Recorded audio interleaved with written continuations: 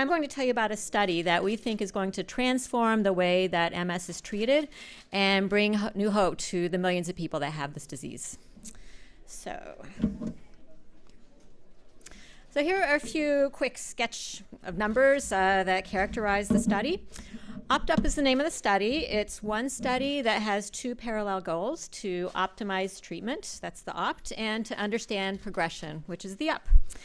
It's being led by 10 partners, which is the nonprofit Accelerated Cure Project, that's my organization, and 9 MS clinical centers around the country.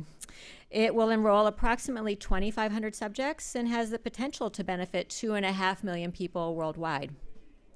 And we expect it will cost around $25 million, but it has the potential to have a financial return that's many orders of magnitude greater, and I will explain that. So for those who are not that familiar with MS, let me explain why this is an important disease to focus on. One reason is that people with MS have a disease that will be with them for life and will almost certainly leave them disabled in some way, either a mild way, but also potentially a severe way. In fact, MS is the most disabling neurological disease among young adults, and it's not a particularly rare disease either. Like many diseases that are being discussed at this conference, MS is still poorly understood. We've done decades of intensive research, but still have a very shaky grasp of what the causes and triggers are. And we also don't have a very good handle on what the disease mechanisms are and how they might evolve over time in a person who has the disease. People with MS have to worry about two different phenomena. They can have acute attacks or relapses that strike without warning but may get better over time. And they also have to worry about developing a progressive loss of function, which is slow, but results, unfortunately, in lasting disability. It doesn't get better.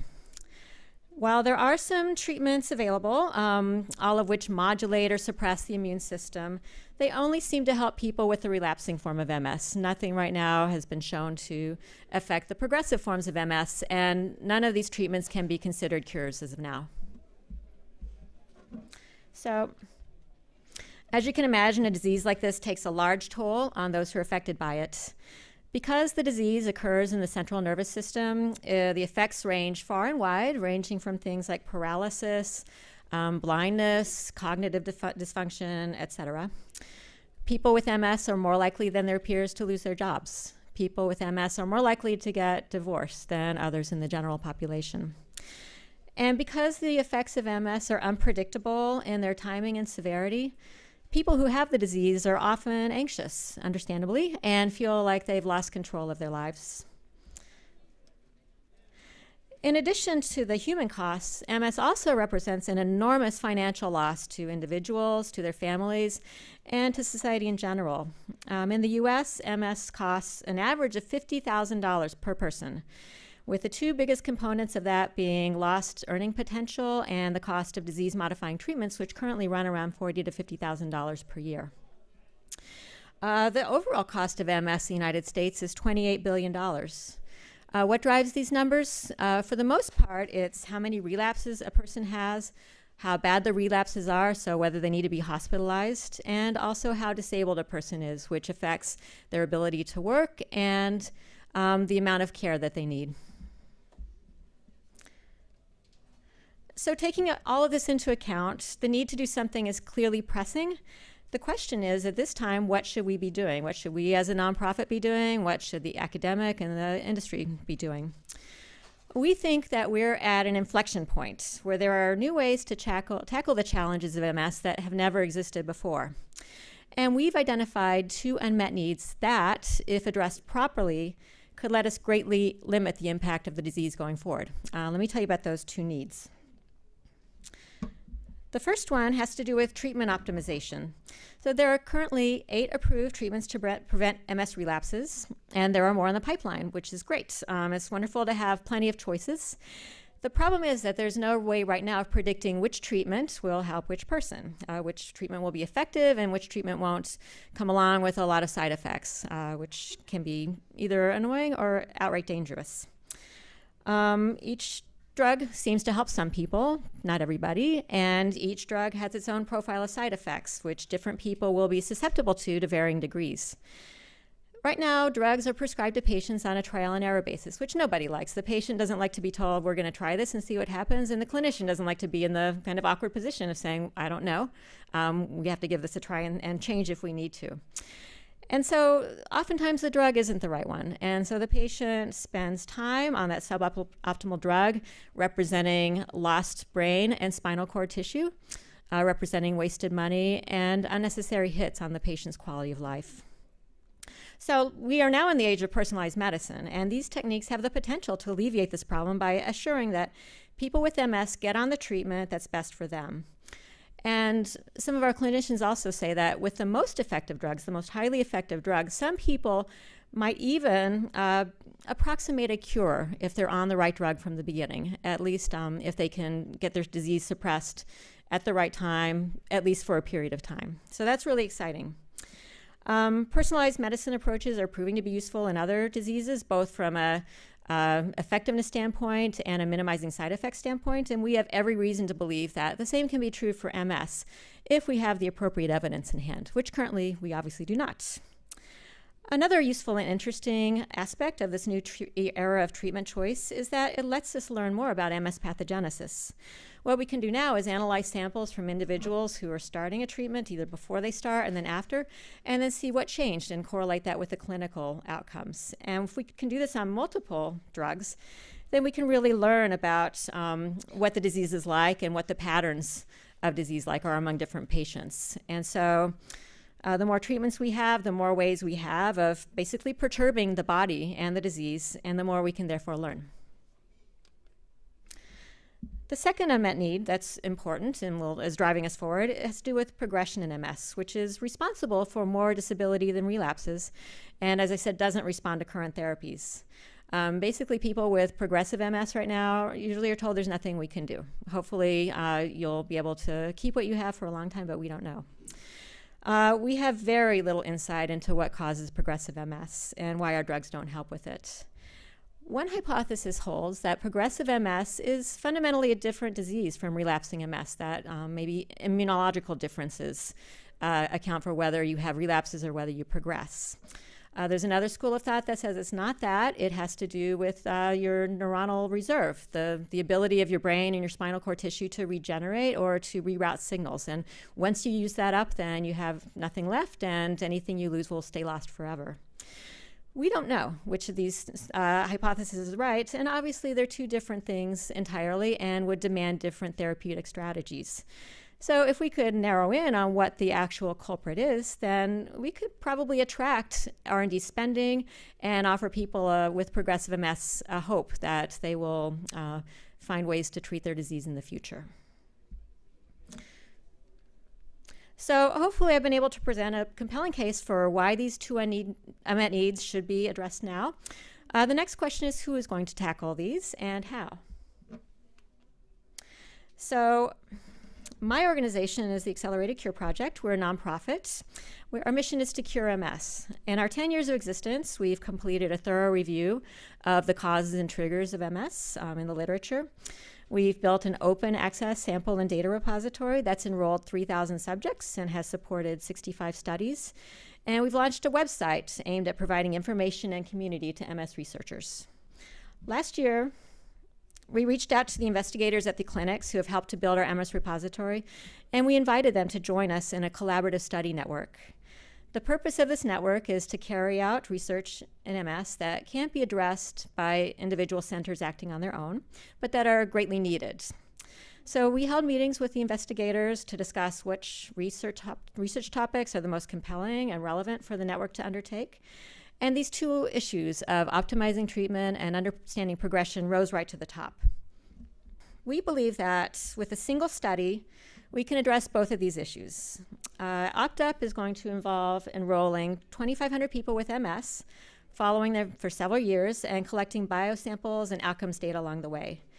We're going to analyze those samples and data, both using the capabilities within the network, but also in collaboration with external partners. As the previous speaker said, we don't have it all ourselves. We need to work with others and share the data and the samples with others that can help us reach our goals. And we will also be especially looking for results that have clinical applicability so that our work has real impact beyond the publication of a few scientific papers. That's not what we're interested in. We're interested in changing how MS is treated.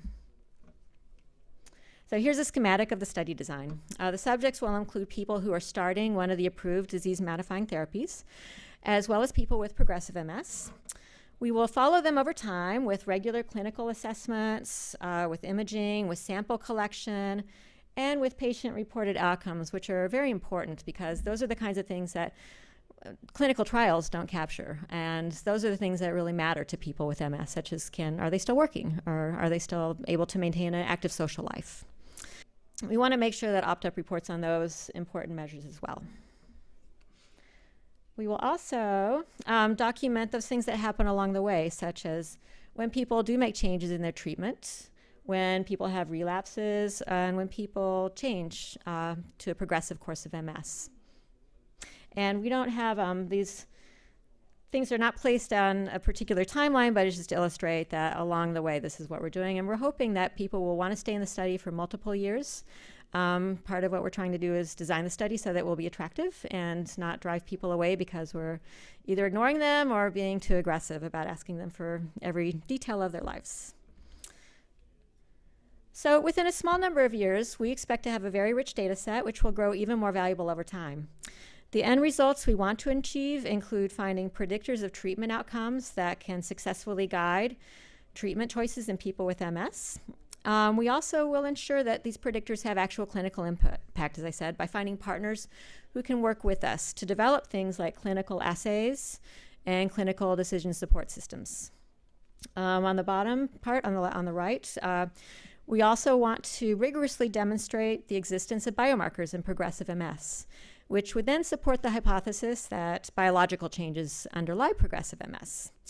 Or we may fail to do that despite all of our best efforts, in which case that gives more weight to the hypothesis that it's depletion of neuronal reserve that underlies that aspect of disease.